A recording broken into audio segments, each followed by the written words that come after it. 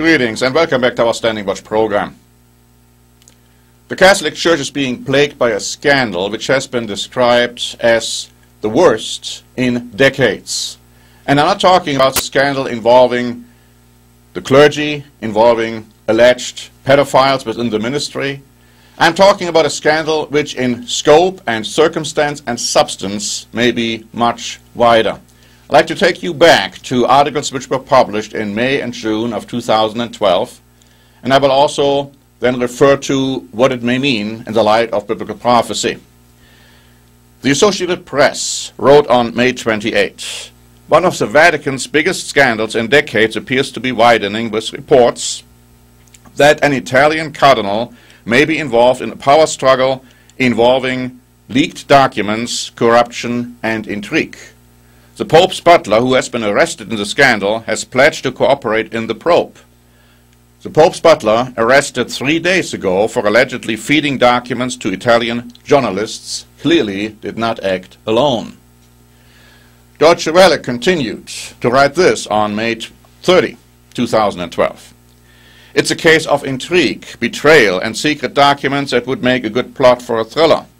Paolo Gabrielli, personal butler to Pope Benedict XVI, was allegedly a mole who passed confidential Vatican information to the press, uncovering alleged corruption, cronyism, and mismanagement at the heart of the Roman Catholic Church.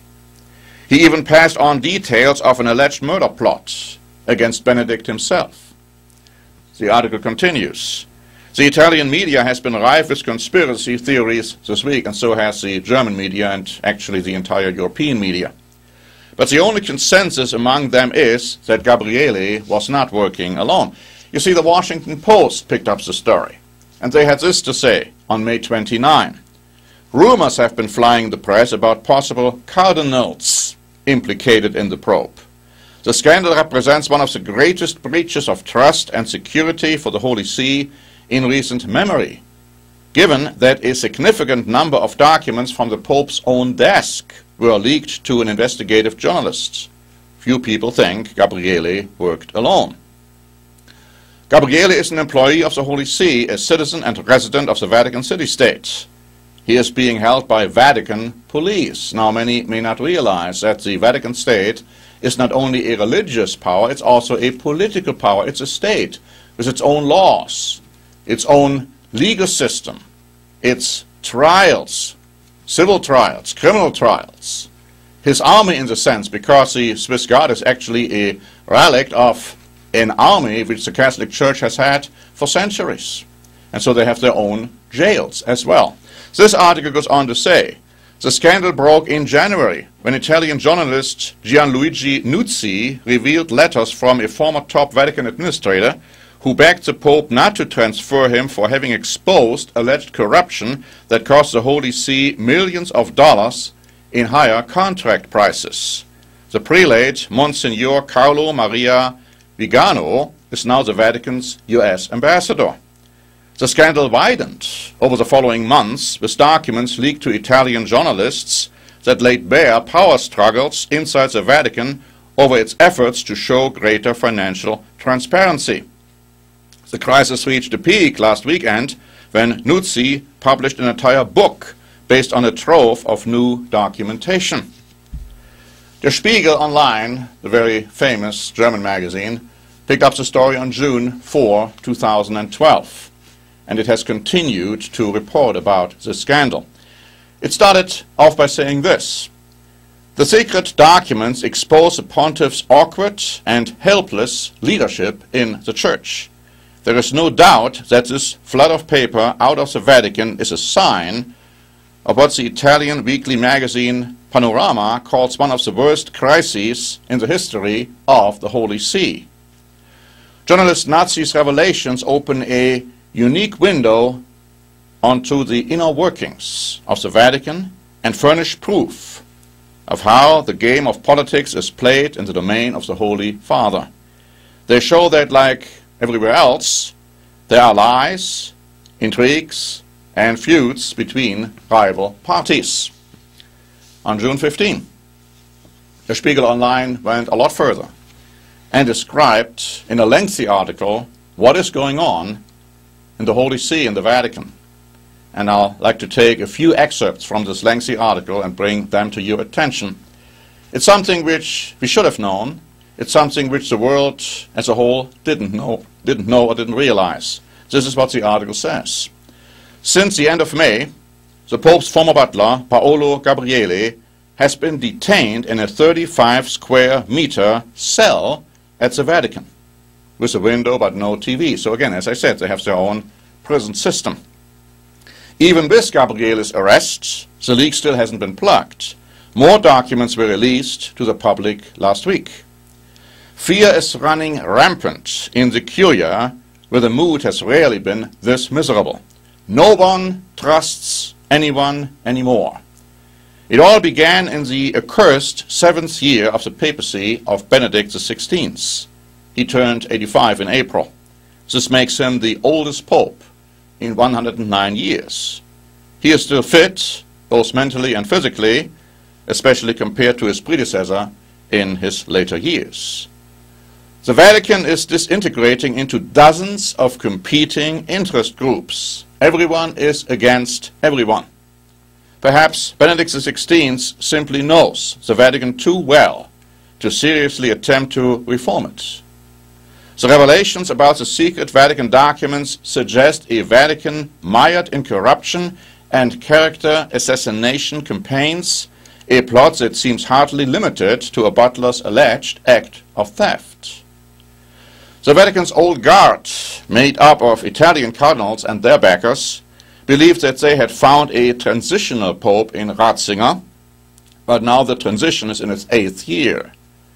The German pope will not be remembered much for his avowed fight to preserve the unity of the Church. Instead, he will be remembered as a pontiff plagued by scandals, mistakes, and gaffes.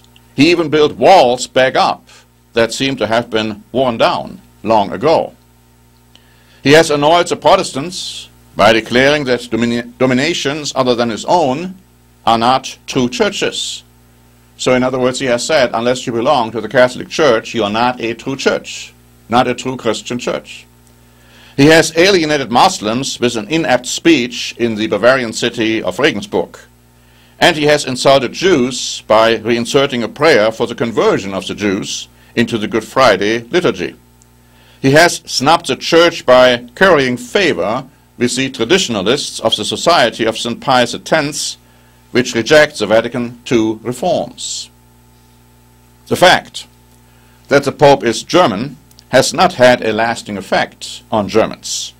When he was newly elected, the German media spoke of a Benedict effect, of now having a German Pope would positively influence conversion and retention rates in Germany. I recall when he was elected, the mass tabloid Bild wrote about our Pope, our German Pope, and they celebrated him like a magical figure.